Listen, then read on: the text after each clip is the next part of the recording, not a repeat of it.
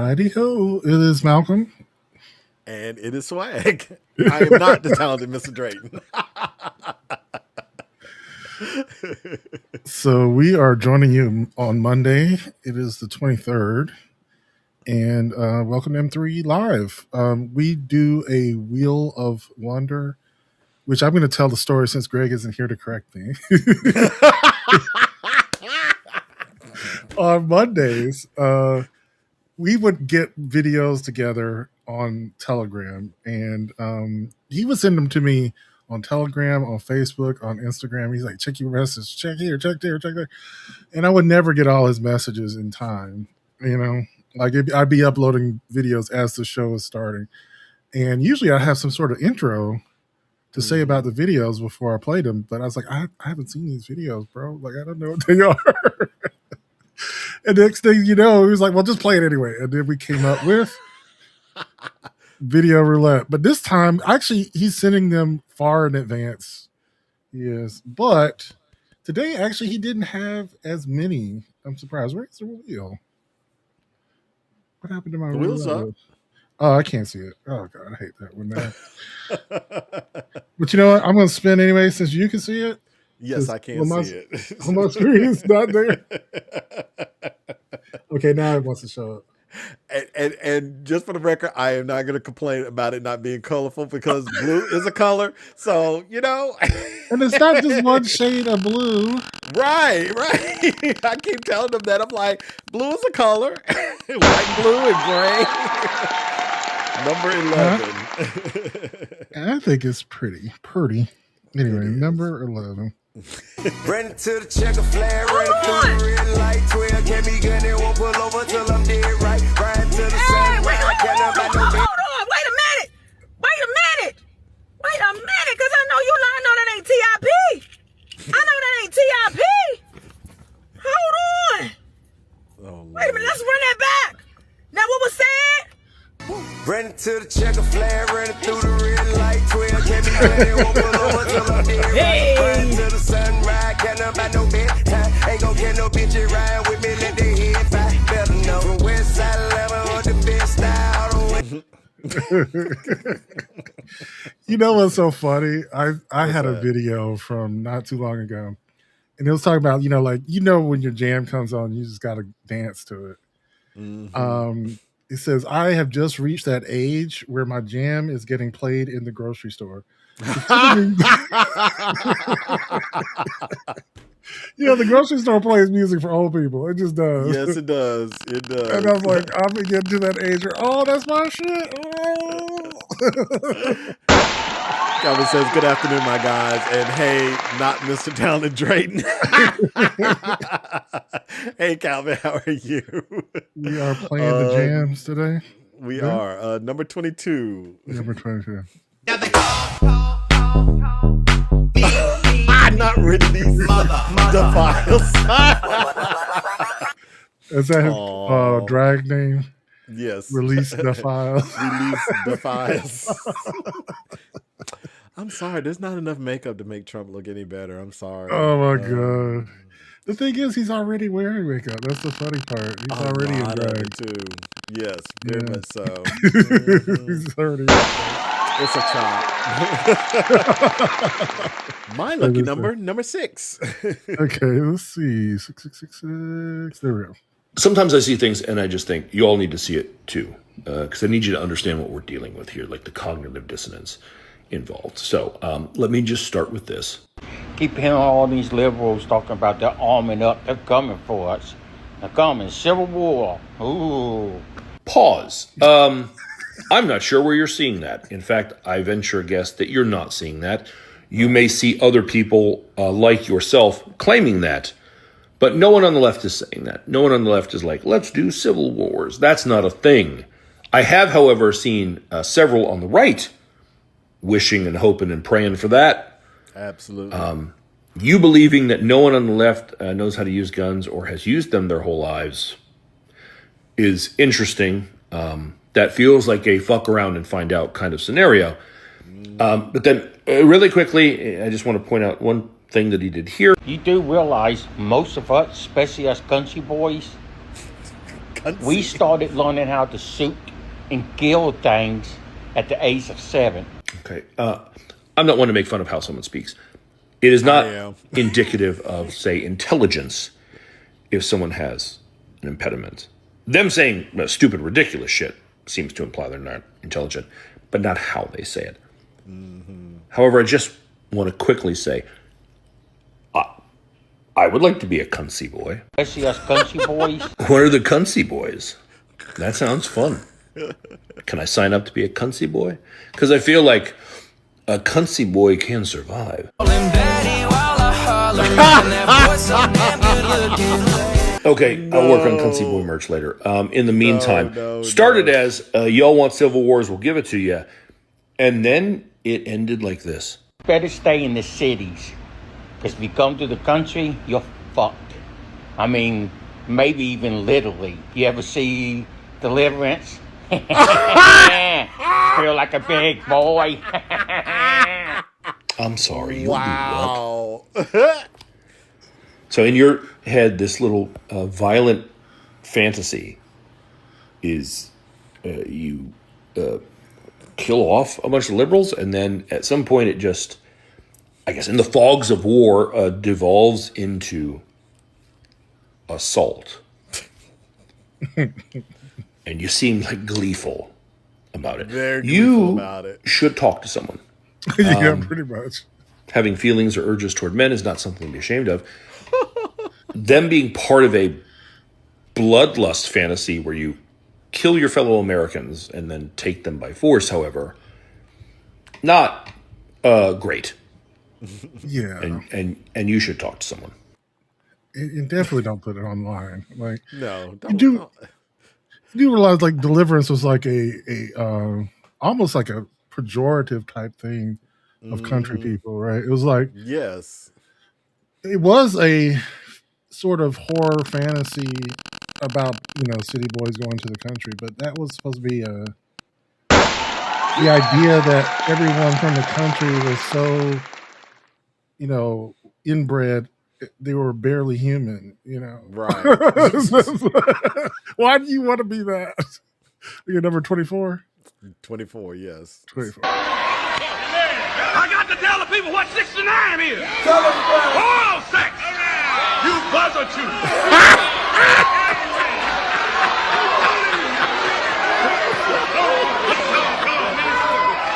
Amen. I'm loving the wigs. Your head one way and his head another way.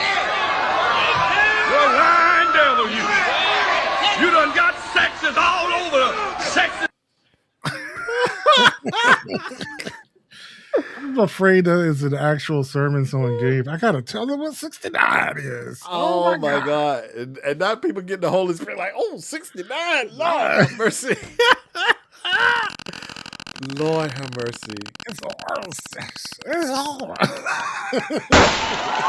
and his algorithm. Oh my God, that's so bad. Oh my God. Number 12. No. So, number 12. Here we go. A lot of people seem to think that setting boundaries makes you cold and harsh. But I think people think about boundaries the wrong way. Here's how I wish people talked about boundaries instead. Boundaries simply define the terms of the relationship. The same way your employment agreement defines the terms of your employment, or your lease defines the terms of your relationship with your landlord, boundaries set expectations, obligations, and agreements within the relationship. And this sounds so unromantic, so unexciting, but paradoxically, this makes your relationships that much better because both people have clarity about what the other person wants and expects from them. I mean, imagine if you signed a lease with your landlord and you asked how much the rent was and the landlord was like, "You're such an asshole, you never think about my needs." That would be weird. The other thing is that boundaries only scare away people who have something to lose by defining their expectations in the relationship, meaning they only scare away the people who are with you for the bad reasons. Like, imagine if you went to your boss at a new job and you asked him to sign an employment agreement saying that you would only work 40 hours a week, and then he refused to sign it. That's a huge red flag, right? So why would you tolerate the same ambiguity in all of your personal relationships? That is a good point. It's true. Yeah. But Like it only benefits the people who want vague boundaries, right? Like they want right. when you ask like, what are we after like 6 months of fucking, and you're like, yeah, like Right. what are we? And I don't they wanna come back forget with, it. you know, I'm just not comfortable with labels. Like I don't like that. So yeah, I feel like you're asking for a lot for me. And it's like, okay. Well, thank you for letting me know that, like, yeah, this is not gonna work. So yeah. Right, basically. Number 2. All right, number 2. I didn't think being gay was a sin either. I used to say, if a lion can fuck another lion, why can't I fuck another nigga? I used to say that they've been practicing homosexuality in ancient Greece, ancient Africa, way before the Bible came around. And now it's a sin? Yeah, right. They're just looking for ways to control us. I was that person, looking for any and every excuse to satisfy the desires of the flesh. What you have to understand is sexual sin is a hard sin to beat when the spirit is not strong. Oh, I would lust for men. I would chase male validation. And yes, I may have done the deed before in the past. I may have had the deed done on me several times. I may have swallowed the deed, sure. But the Bible teaches us that temptation will always be there. I watched the Twitter porn, I sent the Snapchats, I did the abs and the clubs and the dark rooms and the after hours. I went on the trips and to the cruises and to the glory holes and the Anon meetups, all of it. But these days, every time that I get on my knees, it is for one thing and one thing only. And that is to pray to our Lord that I will not fall astray even one more time. You see, my brothers, if you are falling for sexual sin, it is because your spirit is not strong. But lucky for us, through his teachings, we can always return to the warmth of God's love. Which is why when times are especially hard, I like to hit up my favorite verse. Craig, Paul, chapter 6, verse 9. Blessed is he who guzzles the nectar of the fruit of our Lord. For only a man who is submissive enough to let Christ's seed wash over his body can enter the kingdom of God. See, the days that I have really hard days are the days where I am not very deep in my word. On those days, even the slightest glance from a physically gifted man, or the sweat of his loins, the smell of the sweat of his loins, can start to stir that sinful nature in me. Which is why I encourage you to get into that scripture. Because you need to strengthen your spirit before you go into the world. Because the world is going to throw you a load of fleshly desires. A whole load of fleshly desires. So I leave you with this. And that is, if you are unwilling to lay yourself down and let the hole in your heart be flooded with God's love, then what kind of man... Oh, shit. I have been delivered. Oh, I don't like God. men's no more. Oh god. That was cute. Oh. These Oh poor my guys. God. The funny thing is like sometimes the skits aren't even as funny as the real thing. Right. Like I'm like, was that a skit? Was that a skit? Are you really that fucked up? Oh my God. Right. All right. Number 10. Number 10. My number one M. Night movie, and definitely in my top 20 films of all time, Signs. And everyone thinks Signs is about aliens terrorizing this planet. And it's not. It runs way deeper. At the beginning of the film, we have Graham Hess, a pastor who lost his faith after his wife died in a tragic car accident. It was a meaningless tragedy, and it really affected him and his kids.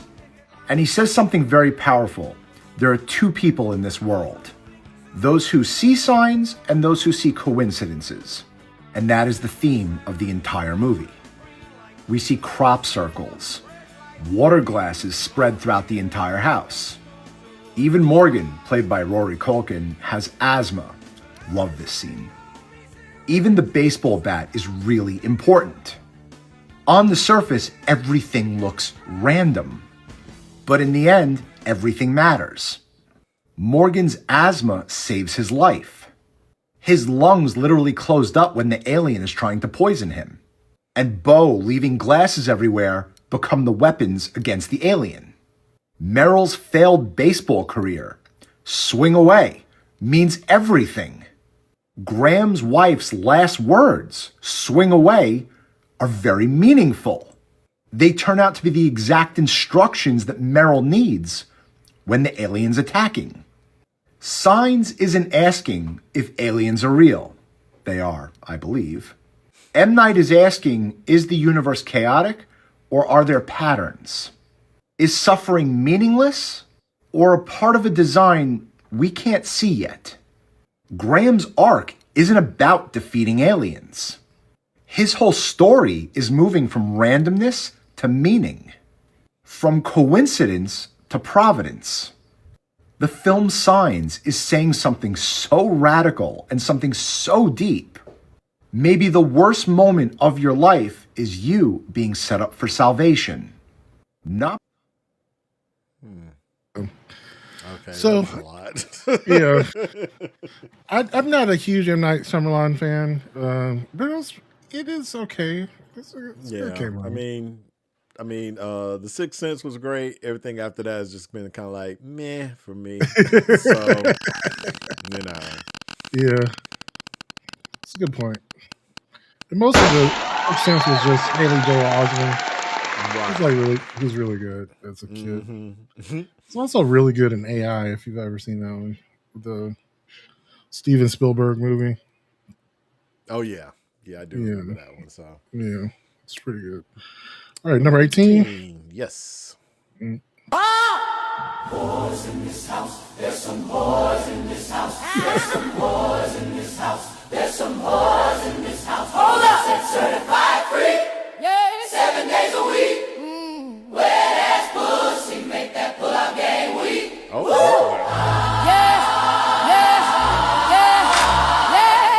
Yeah, you fucking with some wet ass pussy. Bring a bucket, And I'm out for this wet ass pussy. give me everything you got. For this wet ass pussy. They really went there. I will not be attending services that day. I was kind of hot. I was like, what? They doing it. Lord have mercy. Oh, Not the God. choir singing WAP. Lord have mercy. Go to Number hell. 9. Number Right. It's just not We get are. talked about enough how, as a black person, especially in the South, who is non-religious, it is extremely hard to have just everyday interactions with fellow black people without religion being brought up for no reason. So recently I was at work and there was this black woman with gorgeous locks, and she came up to me and she's like, I just want to say I really love your locks. And I was like, thank you, I love your locks too. She asked me where I got them done. I told her, and she was like, oh yeah, I did go there before, but I didn't really like the styling. And I was like, oh, you have to go to certain stylists. I could suggest what stylist I went to. And she was like, oh no, I found my loctician now, and she's saved and sanctified, and can't nobody touch my hair. They're not saved and sanctified. And I was just like, it's just so awkward. And I go through interactions like that all the time, and it's like it just puts me in a weird situation. I really don't know how to respond, because it's like I don't want to make things awkward. I also don't want to pretend to be someone I'm not or believe something I don't. So I just usually just stand there like. Then there was another woman. She was on oxygen, and we were having a nice little conversation, nice little chit chat. But then she peeped my tattoo, and her energy changed so fast. She was just like, why would you get a snake tattooed on you? I was just like, because I wanted to. Like, first off, my tattoo was cool as fuck. So, yeah, because I wanted to. But I was just thinking in my head, like, you have bigger things to be worrying about than a tattoo. That part. Yeah.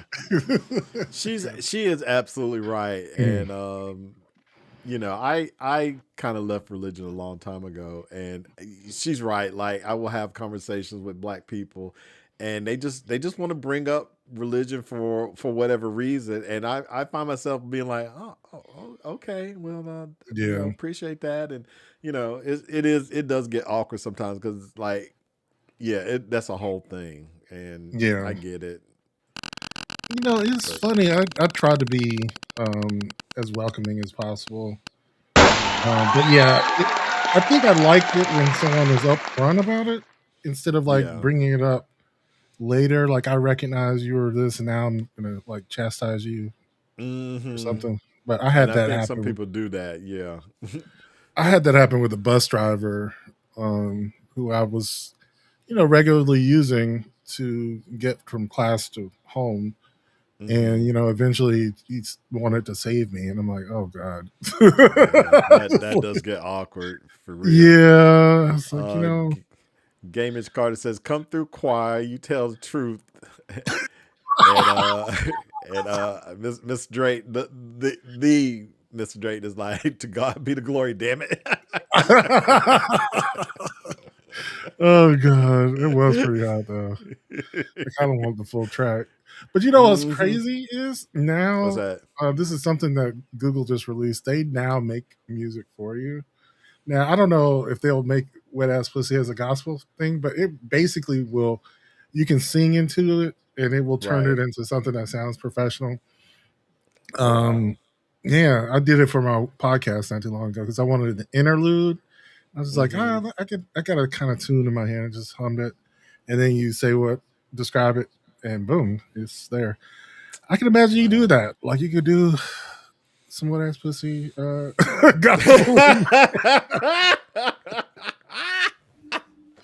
sounds awful, but sounds awful. Could you imagine? Like, wow.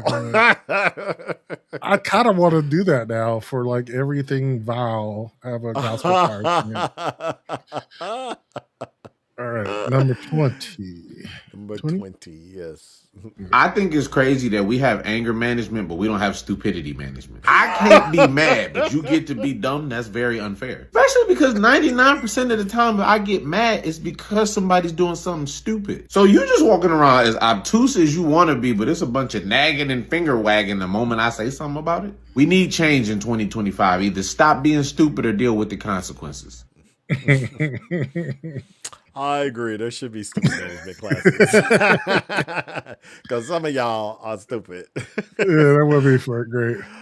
Let me grab this comment before Calvin jumps on my case. He says, we have, I guess that's supposed to be 97.9 The Box, which is a young station, and Magic 102 is a grown folk station. It's to the point now where they're playing all my childhood jams on 102. LOL. I'm old now. Right, when like the songs you grew up with are now considered the classics. It's like, wait a minute, what are you trying to say?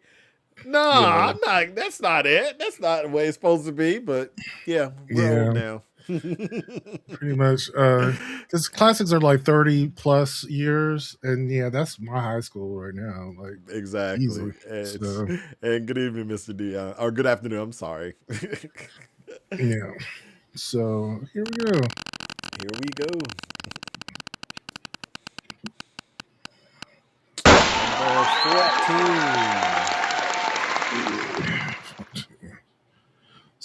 Scroll, 14. So this is an iPhone 17 Pro Max, but this is not an iPhone 17 Pro Max. This is the Honor Power 2, and if you want an Android phone but you don't want your friends to know you have an Android phone, well, this might be tempting. So why would you want an Android phone? For the battery, of course. This Pro Max iPhone has a roughly 5,000 milliamp hour battery and 40 watt charging. This is not an iPhone, which means it's thinner and has a 10,000 milliamp hour battery and 80 watt charging and 27 watt reverse wireless charging because the battery is so big. It's basically a power bank that you can use to wirelessly charge other phones and accessories. But the best part is your friends don't have to know it's not an iPhone. It's the exact same color orange. It's the exact same design style. There's transparency mode in the software so it can look like liquid glass. The camera bump shape on the back is the same. Even the triple cameras, which is hilarious because this phone only has dual cameras. There's the primary camera, 50 megapixels. the 5 megapixel ultra wide, and I haven't been able to get that camera to do anything other than make it look like an iPhone. Wow. I think we found John's new phone because we know how much he hates iPhones. That's the thing, though. That's not for John. That is for the reluctant switcher. You know, like let's say somebody has been like all their friends are iPhone users, and he wants to be on iPhone, but he doesn't want to not be cool because John could get right. He wants you to know. Yeah, he wants you to know he ain't got an iPhone. So yeah, you got a good point there. But yeah, I think it's ironic that is a niche category of phone. It's not the only people who've done that. I've seen tons of mods and skins that you can make Android phones look like iPhones. Calvin says, time to take a shot. Thanks, Greg. Mr. Dion said, "Do we add liquor to Mondays?" We have not, sir. No. At least this panel's not drinking alcohol. Y'all can take a shot if you want to. No. We're on number 8. Number 8. Okay, here we go. Number 8. Hey, I don't know who needs to hear this today, but nothing that's natural needs to be enforced with violence. Like, does nobody find it suspicious that so many things deemed natural are upheld through shame, violence, fear, and coercion? Like, let's think about it this way. If men are naturally the dominant species over women, right? Why does it take threats, law, and social punishment to maintain that order? If gender roles are natural, then why do people have to be bullied, corrected, or assaulted for stepping outside of them? If heterosexuality is natural, then why are queer people beaten and legislated against, disowned and erased? Nature doesn't need enforcement. Gravity doesn't need cops. When something is truly natural, it exists by and sustains itself. If patriarchy were truly the natural order of things, we wouldn't need rape culture. We wouldn't need marriage as ownership. All oppressive hierarchies call themselves natural, and they present themselves to be inevitable. Every empire says resistance is disorder. Nature never has to threaten people into compliance. And we need to critique any system or anyone that says domination is biology, tradition, or God. The questions we should be asking are, if these things are so natural, why does it take so much effort and so much violence to get people to submit and comply? Because there's something revealing underneath that rhetoric, which is the evidence that these systems and beliefs are fragile. What they're saying through every attempt at domination is that I need fear, violence, and shame to hold my power because my power is stolen. Oh, she ate with that. She ate with that. Yes. Yes, queen. I agree. You don't need to enforce nature. Nature just happens. So, yes. Exactly. Oh, I love that. I need that video. I freaking love that one. That was a good one. Number 23. 23. Trump's very next step is to appeal to the Intermediate Appellate Court, which just so happens to be the very first all-black, all-woman appellate-led court. After 8 years of all of this, thank you, universe. I mean, you are giving the world a collective sigh of relief. And thank you, black women, for once again saving the nation. That's such a good, like, when it zoomed in on his face, he really didn't have to say anything else after that. Just saying an appellate court of black women only. Face crack. Yes, Mr. Dion. She spoke a word like, she deserves snaps for that. Yeah. It's funny how people get up in arms about shit that's supposed to be natural. Yeah, that is. Yeah, it is. Love that. Right. We are number 1. Number 1. Can we actually tax billionaires even though most of their wealth is tied up in investments, so it's not liquid? And if we can tax them, how much money would we get from it? What could we use that money on? I've been getting so many comments, essentially just repeating the same talking points that billionaires preach. We can't tax them because they don't have it, because it's all tied up in investments, and they wouldn't be able to pay it, or the United States wouldn't be able to collect it. The thing is, that's not true at all. Even though the billionaires want us to believe that, we actually already see seize stocks, bonds, mutual funds, and really every other kind of investment. You might be saying, well, Nick, I don't want to seize their stuff. I just want them to pay taxes. Well, there's an easy way for them to do that too. In fact, this is kind of how billionaires spend money normally. What they usually end up doing is taking out a loan and using their investments as collateral for that loan. So if and when they don't pay anything on it, the bank can just take those investments. Fun fact, this is actually how Elon Musk bought Twitter. But what could we actually do with that money? It depends on how much we tax them, obviously. What if we set a wealth cap in the United States for $100 billion? That's billion with a B. In other words, a wealth cap that's so huge that literally only 15 people in the United States would be affected by it. Well, if we did that, then the amount of money that we would get would be about $1.18 trillion. And I went and did just a little bit of math here. The total student lunch debt in the United States is about $194 million. If we gave every single unhoused person $2,500 a month for a full straight year, it would equal about $23 billion. If we paid all student loans in the United States, that's about $1.8 billion. If we decided to pay off all medical debt in the United States, that's about $220 million. And you can see where I'm going with this. If we decided to do all of that, it would be about $25 billion in total. Which means if we set a wealth cap in the United States so obscenely high that only 14 people in the country would be affected by it, we could do all of this 46 times. Oh, and by the way, with the amount of money that we already give ICE every year, we could do all of this and still have about $5 billion left over. Anyway, follow my channel if you want to see some more stuff that we can do with that, and I'll show you the math. Yeah. Damn. Yeah, it is really easy to get lost in numbers, so it's great to quantify it as to something. And notice when he was talking about like to pay for the lunch of all children, it's not even $1 billion. Right. It's not even a whole billion. It's about $500 million, right? That's incredible. Quarter of $1 billion to pay for lunch for every child. Right? Greg says big dick energy. That's all. All right, number 19. Let's see. 19. I know that's right. Big bag, bustin' out the belly band. Take a man, Balenciaga brought it back, and all these bitches fuck. It's big bags, bustin' out the belly band. Take a man, working back, party back, and all you bitches fuck. If it's up, then it's up, then it's up.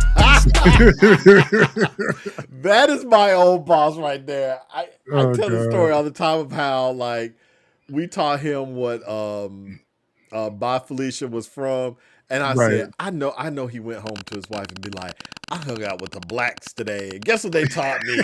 Bye Felicia, you don't know where that comes from, dude.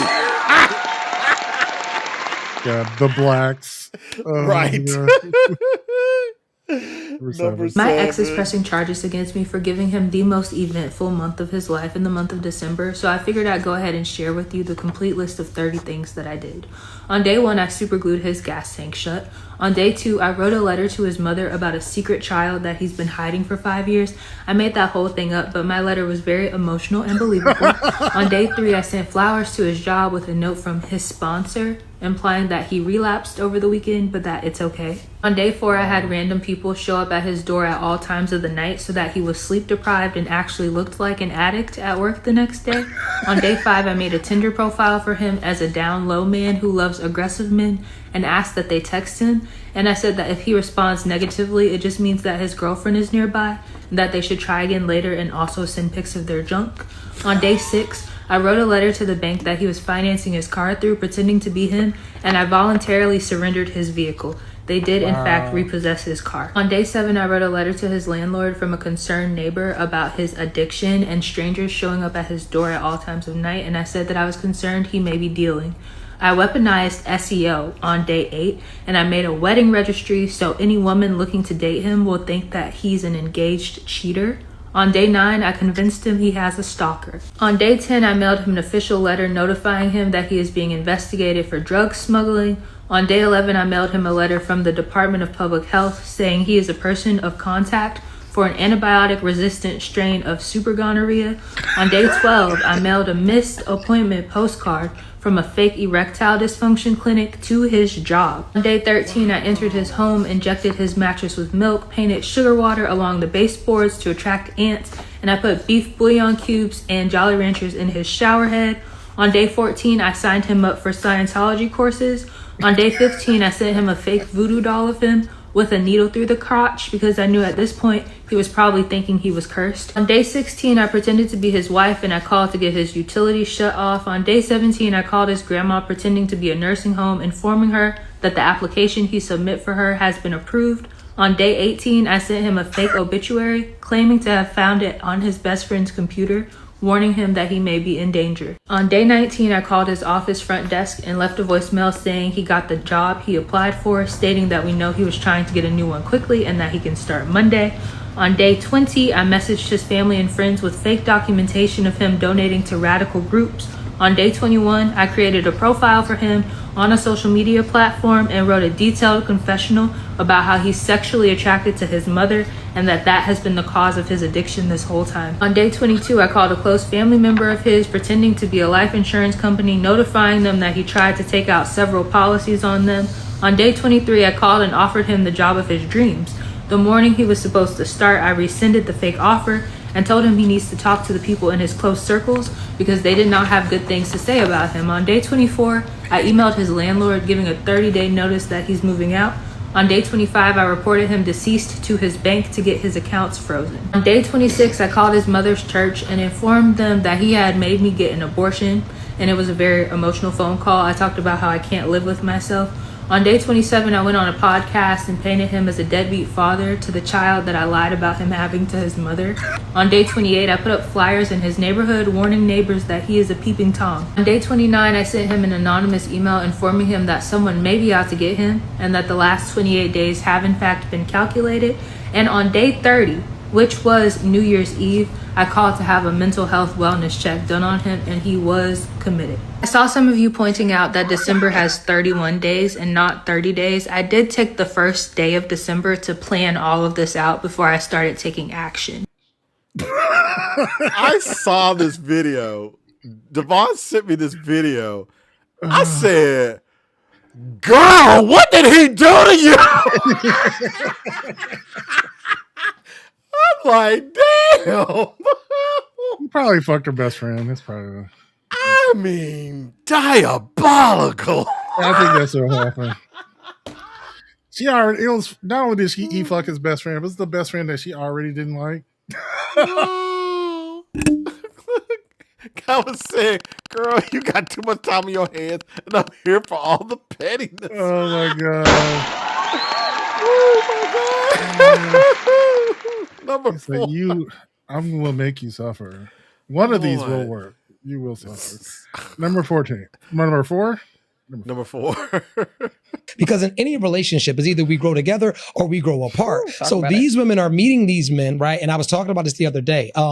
They're meeting these men when they're down and out. These men are leveling up, but you still want to treat him as if he's down and out. He has a different tolerance level now because he's been exposed to things. And I always tell people, you don't know what you like in this world until you've had access. And a lot of people have not had access to different things. So even as a black man growing up in poverty, I used to thought that I liked rah-rah because I didn't have access to gentle. I didn't have access to soft spoken. I didn't have access, to softer women. And so when I got a little bit older, they say when you know better, you do better. And so I think that these men are not leaving black women alone because they think that the white women look better. But like you said, the treatment feels better. The way that they're being talked to, the way that she's offering things that maybe the black woman didn't like. How about you go get your brain checked? How about maybe you have mental health issues? How about we attack your childhood trauma? How about you show me how you want to be loved versus how I want to love you?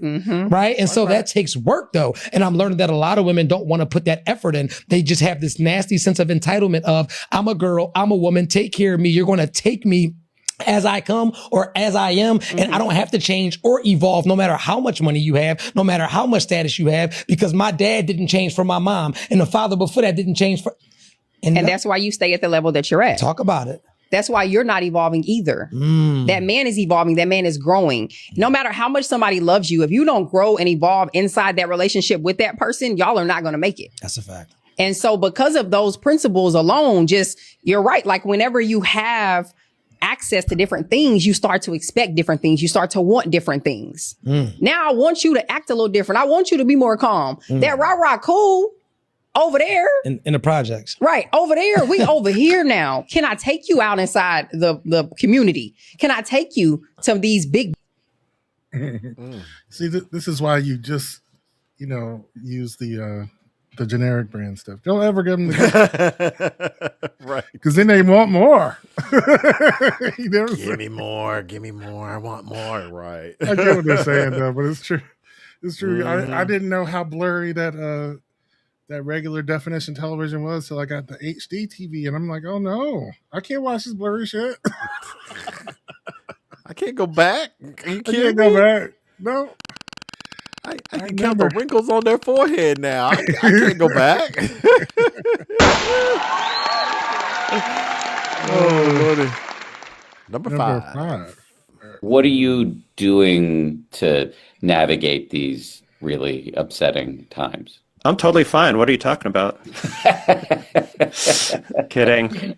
It's impossible and irresponsible to be like, oh, I'm going to be fully engaged, but somehow in my perfect cone of peacefulness, and I'm not going to be affected by it. I won't be affected by despair or rage or, any of those things. Like, that's not how it works. There's a great phrase that came from the Hindu teacher Ramakrishna, who said that the mind is like tofu. It takes the flavor of what it's marinated in. So there has to be a wise discernment about how much soy sauce you should really marinate in. What are the tools that, after I've marinated in the soy sauce for a while, that can return me to a counterbalance? And what we just did is one, sitting each day is another, but with a very kind of self-compassionate orientation that, it's not going to just be good vibes only. So if it's not going to be good vibes only, then we need to figure out a combination of stuff that nourishes us. Literally, I love that Gen Z has fully popularized go outside, touch grass. That's really good advice, metaphorically, to get some fresh air, restore the body. And then I do think a little more crunchy meditation can be really helpful in this moment of just being with these difficult emotions. And give yourself a break. It's natural to feel this. Yeah, I do. I have actually turned to meditation a little bit more. The funny thing is, one of the problems with meditation has been that we have the goal of relaxation in mind, whereas meditation is, I guess the best way to put it is to come back to yourself. And so it is kind of to notice yourself. So whenever you're having a conversation with yourself, right? You're talking to yourself, this person saying this and this person saying that. Yourself isn't either person. Both of them are constructions of your mind. Yeah. You're the listener. You're the one who's observing the conversation. Mm-hmm. And so meditation is the idea of observing the observer, which is really hard to do because your mind will say, hey, do you see him yet? Right, do you see yourself yet? Right. It's it's hey, do you want to? Do you want some chocolate? That's kind of warm in here. It's your mind will come up with something, and the only goal should be to just come back to yourself over and over and over again. Right. It's doing reps. Yeah, like a workout. Nothing in the workout is about what happens in the gym. Calvin said you find a dumb one and they won't know any better. Until they learn. Right. That's the problem. Yeah, and then they leave you. You got to keep them dumb. That's the key. You got to keep them dumb. All right, number 17. Yes. The word of the day is exhibitionist. When you make sure everyone knows you're a bitch. Exhibitionist. Oh no! Is that the new word now? Is that going to be the new word on Friday? The word of the day. Exhibition. I mean, Bitch would be a good one. That's not bad.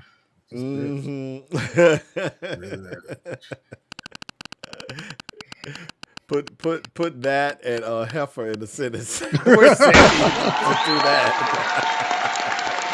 Oh god. Number 21. 21.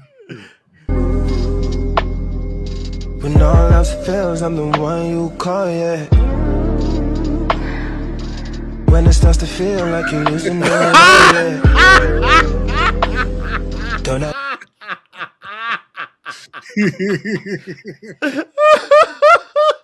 Oh god. What are they trying to say?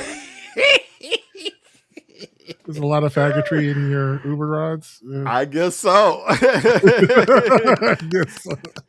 So Yeah, y'all that's need pretty to be careful out there.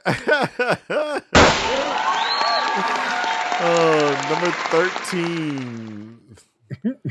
Ooh, spooky 13. Yeah, let's see. 13. Playing stupid games leads to stupid prizes, and there are a few stupider games than the ones played by the more stupid Deal Whisperer.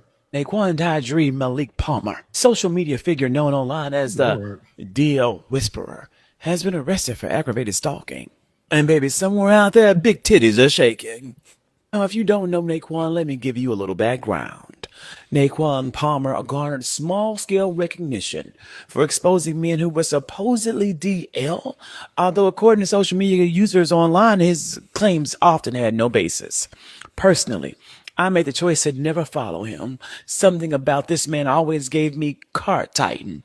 Always here to carry around the in 2026, in this here year of our Lord, I have more urgent things to consume my time than worrying about who is sleeping with who. The sexuality spectrum and where men may fall matters so little when it is our democracy that is falling more and more every single day. Nonetheless, back to the story. Self-proclaimed Deal Whisperer was taken into custody by the Gilmer County Sheriff's Office while incarcerated. I'm certain that he'll find many of those DLs he's spoken of. Earlier this month, a judge in Gilmer County granted a temporary protective order to media personality T.S. Madison after reviewing allegations presented in court filings against this Deal Whisperer. Temporary protective orders are typically issued when a judge determines there is sufficient cause to impose short-term restrictions while awaiting a full hearing where both parties can present their evidence. That hearing now has yet to occur. Law enforcement has not formally confirmed whether these aggravated stalking charges against Naquan are directly related to this protective order, but in the state of Georgia, aggravated stalking charges frequently come when prosecutors believe that someone continued contact, surveillance, or other prohibited behavior after a court order was already in place. Again, you play stupid games, you get stupid prizes. Baby. I remember you talked about glad this. that we're doing this because we are going to talk about this tomorrow. I got a whole lineup. John got involved. He's got a clap back and some shit. Like, we are going to talk about that whole situation. So okay, because that was news to me. He had like 20 names. So he was stalking T.S. Madison, basically. Yes. Okay. Drove by her house talking about come outside. And she got a protective order on his ass. And what's so funny, though, is like, you know, you got people online saying like, oh, y'all shouldn't be celebrating this. Y'all just mad because he was trying to protect black women. Y'all shouldn't be celebrating a black man in the penal system. It's like, girl, bye. That's the basic response. Basically, girl, bye. Get out of here. I'm telling you, I got into an argument with somebody on Facebook today. And they talk about I sound like I'm pressed. I'm like, well, girl, if you want your man free, you better go get your man. I'm free. T.S. Madison is free. All of us is free. He the one in jail. So go get your man, girl. That's pretty good. Couldn't be me. Could not be me. And I'm telling you. Yeah. Couldn't have happened to a better person, right? It really couldn't have. They are in the finding out stage because they fucked around. I'm gonna act a fool like somebody ain't gonna just call the cops on you. Like, come on. Thank you. Mm-hmm. All right, number A 3. couple of years ago, I created a phrase that I don't really get credit for anymore, which is everything is a conspiracy when you don't know how anything works. And it's true. There are some people who have a vested interest in you replacing knowledge with conspiracy. For example, you're probably seeing some of these headlines that the jobs numbers from last year are actually way worse than we thought they were. Well, the process is those numbers have been revised down. We have a new understanding of how many jobs America created last year, and it's way worse than what we thought. But if you don't know how we collect data around jobs numbers, it's easy for you to be told, well, yeah, of course they're just changing the numbers so that they can make a certain so-and-so look bad, right? Everything is a conspiracy when you don't know how anything works. Lucky for you, you follow me, and I collect these data for a living. When the Bureau of Labor Statistics puts out their first estimates of how many jobs we gained or lost, they come from survey-based estimates. That's what I do. And then months later, they receive data from the employers where they can figure out how many people are on payroll, how many hours did they work, what were they paid. And that's when the numbers either get revised up or revised down. It happens nearly every year. This is a standard of data collection that precede the Trump administration, even though they are inevitably going to tell you that the revising up and revising down of numbers is just so that people can attack them. And when you look at how bad the data are, it makes sense. We ended last year under Trump thinking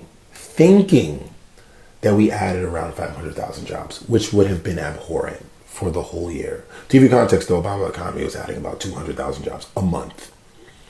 We ended thinking we had added 500 total for the whole year. We just found out we barely added any new jobs at all, right? Somewhere less than 100,000. Nearly the worst job growth in a non-recession year in the history of the United States of America. Not to mention the black unemployment rate is still twice as high as the white unemployment rate. Typically, black workers are the first to feel pain when the economy is bad and the last to see the results of economic rebound. Mm-hmm. Yeah. They're basically saying like this is the reality of this situation. Like people have been feeling it, but the numbers weren't showing it. Yeah. Right.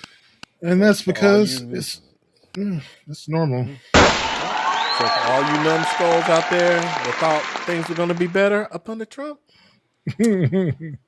we told you so. Yeah, and I don't even know why they even get that impression other than like fantasy, you know? Yeah. That was not anything based in reality anyway. No. Number 16. Number 16. We'll be experiencing some turbulence. Last more than 10, 15 minutes.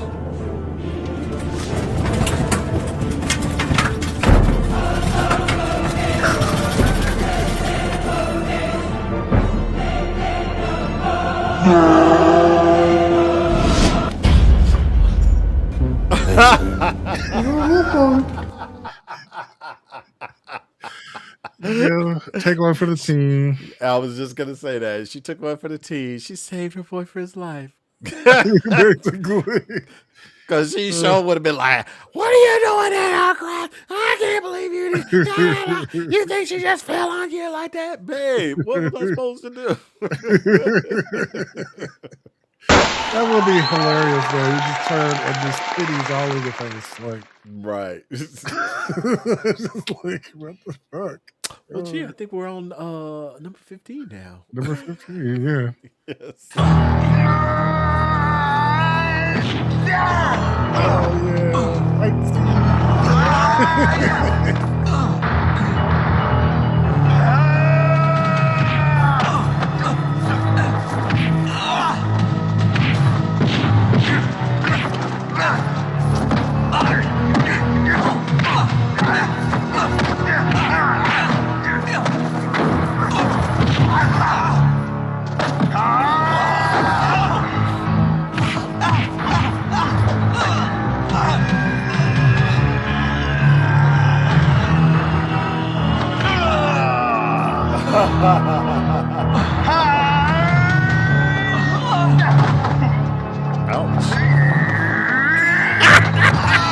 What move is that?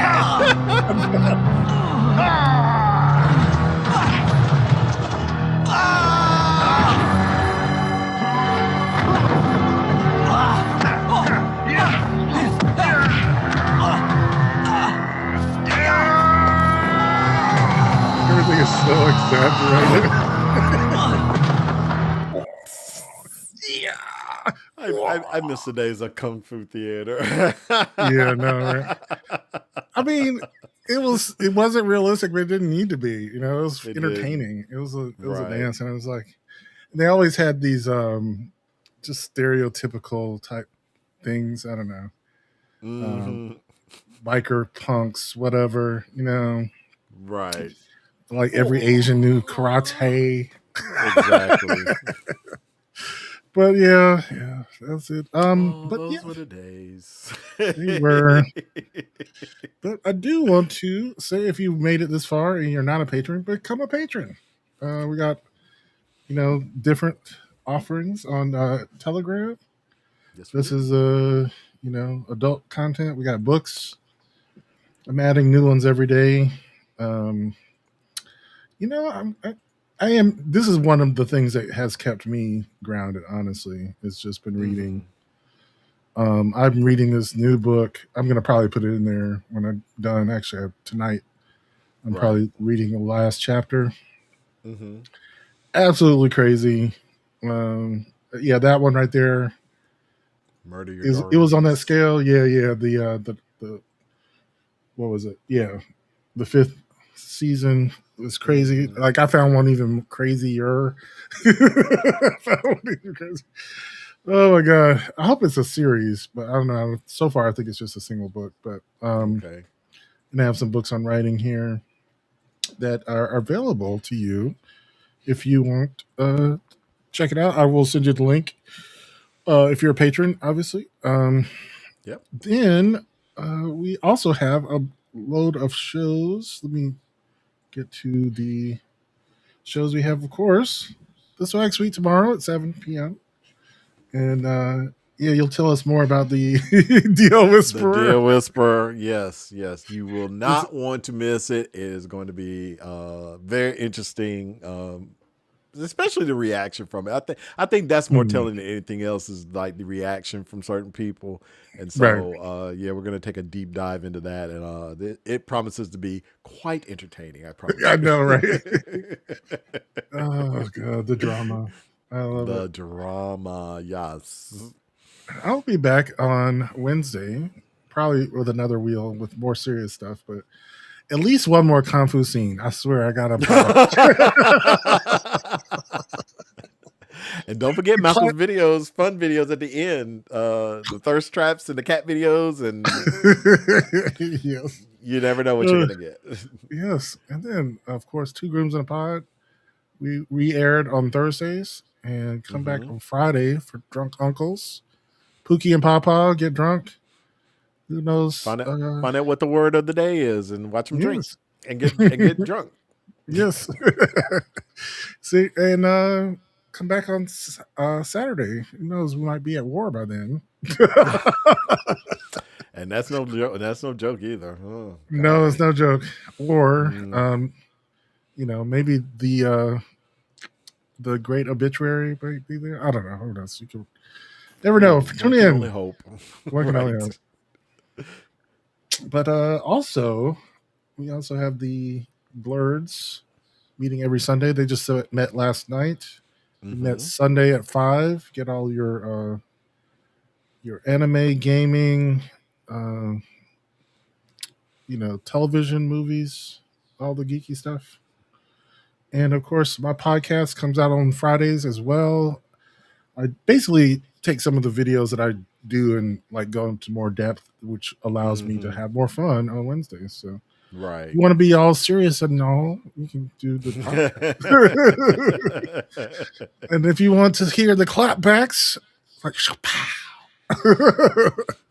and he has plenty media. Of them. Yeah, John is on top of the clapbacks and the news, especially in Atlanta. Like he's on top of the Atlanta stuff. So yeah, that's true. That's a good point. So follow John on social media, and of course our links can be found at mailmediamindlive.com. Check that out, and of course become a patron. We don't have Patreon today, but we do have patron shows after most of our shows. Which allows us to just say thank you to our patrons. Sometimes like just extra content, Yeah, exactly. Thank you everybody for joining us today, and we will catch you in the next episode.